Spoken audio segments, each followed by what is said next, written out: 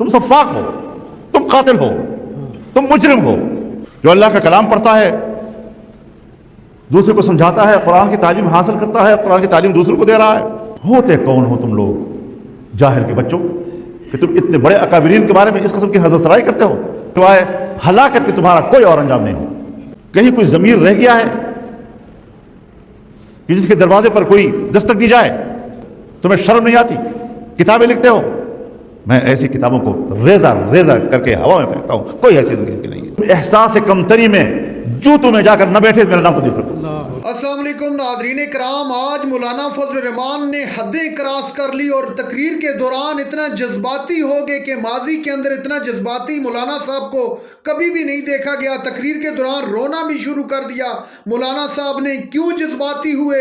آپ جانتے ہیں کہ کوڑا خٹک کے اندر جو دھماکہ ہوا اس میں جو ایک علماء شہید ہوئے، اس حوالے سے گفتگو کرتے ہوئے مولانا صاحب نے اس حکومت کو کیا تنبیہ کی اور کیا کہا، کتنے سخت الفاظ استعمال کیا۔ ویڈیو دیکھیے پھر اس پر بات کرتے ہیں۔ اگر تم لوگوں نے دارالعلوم حقانیہ کی طرف اس جرت کی نظر سے دیکھا تو مقابلے میں فضل الرحمان کو پاؤ گے۔ مجھے یوں احساس ہو رہا تھا جیسے یہ حملہ صرف حامد الحق پر نہیں ہوا بلکہ میرے گھر اور میرے مدرسے پہ ہوا ہے، میرے مادری علمی پہ ہوا ہے۔ کچھ میری معلومات تھیں کہ یہاں کوئی آپریشن کا پروگرام بن رہا ہے دارالعلوم حقانیہ کے اوپر۔ اتفاق سے بڑے ریاستی ذمہ داروں کے ساتھ میری ایک ملاقات تھی، تو میں نے ان کے سامنے یہ بات کہی تھی کہ میری کچھ معلومات ہیں، آپ کوئی اس طرح کا ارادہ رکھتے ہیں۔ انہوں نے ایک دوسرے کی طرف دیکھا اور سوچا کہ یہ تو بڑی سری چیز ہوتی ہے، کیسے اس کو پتہ چل گیا ہے۔ وہ خاموش ہو گئے اور میری طرف دیکھنے لگے۔ میں نے ان سے کہا کہ آپ کا اگر کوئی ایسا ارادہ ہے تو یہ جان لو کہ آپ کو بہت مہنگا پڑے گا۔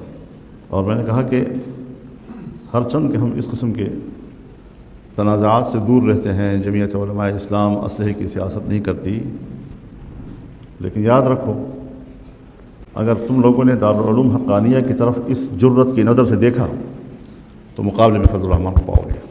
اور الحمدللہ ان کو پسپا ہونا پڑا کہ مسئلہ حامد الحق صاحب کا نہیں ہے، وہ ہمارا برخوردار تھا،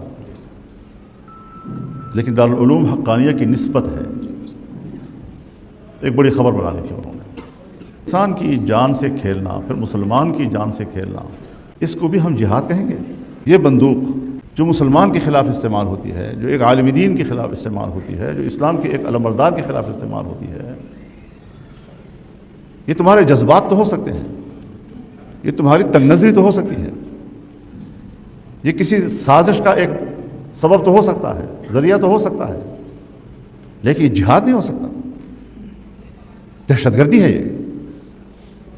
جناب رسول اللہ صلی اللہ علیہ وسلم کا ارشاد ہے لزوال الدنیا اہون علی اللہ من قتل رجل مسلم۔ پوری دنیا تباہ ہو جائے یہ اللہ کے لیے ہلکا ہے اس مقابلے میں کہ ایک مسلمان کا خون بہایا جائے۔ اس کو ہم نے اسلام کے نام لیواؤں نے اتنا ہلکا سمجھ لیا ہے، اتنا معمولی سمجھ لیا ہے، یعنی یہ لوگ آخرت کے مواخذے سے بے نیاز ہو چکے ہیں اور ایک مسلمان کے قتل کو جہاد کہہ کر سمجھتے ہیں کہ ہم جنت میں جائیں گے، اس کو ذریعہ جنت سمجھتے ہیں۔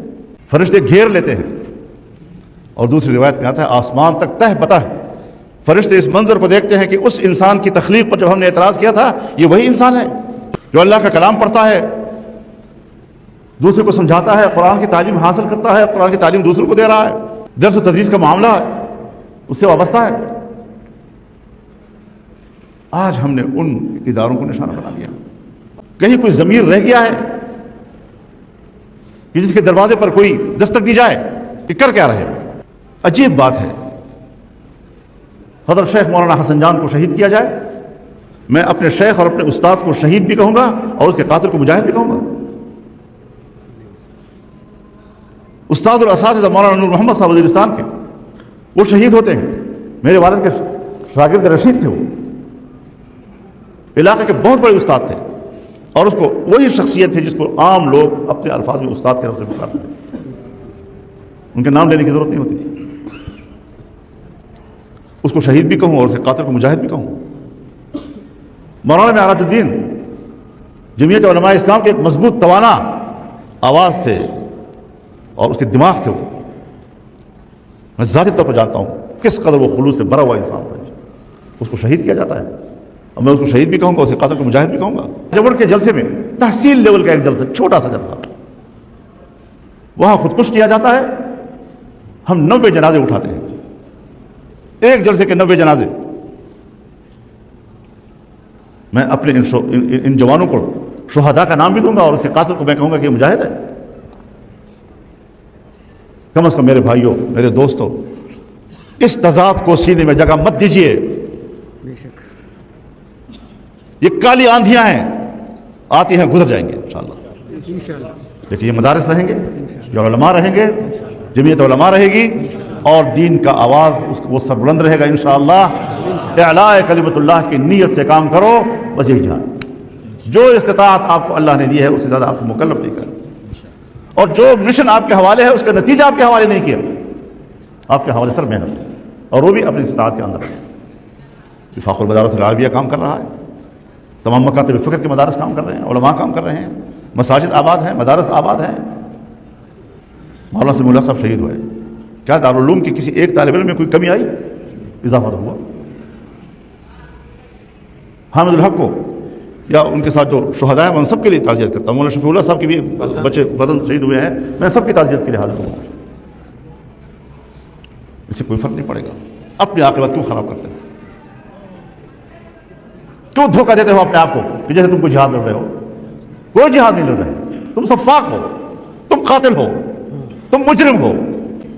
افغانستان کے علماء کا فتویٰ ہے, پاکستان کے علماء کا فتویٰ ہے. احساس کمتری میں جوتوں میں جا کر نہ بیٹھے, میرا نام تبدیل کرو. کتابیں لکھی جا رہی ہیں. حضرت شیخ الہند گدے پانی میں داخل ہو گئے تھے.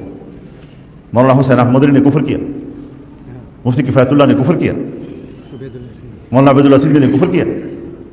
اتنی جرات. عبداللہ درخواستی نے کفر کیا, احمد علی لاہوری نے کفر کیا, مفتی محمود نے کفر کیا.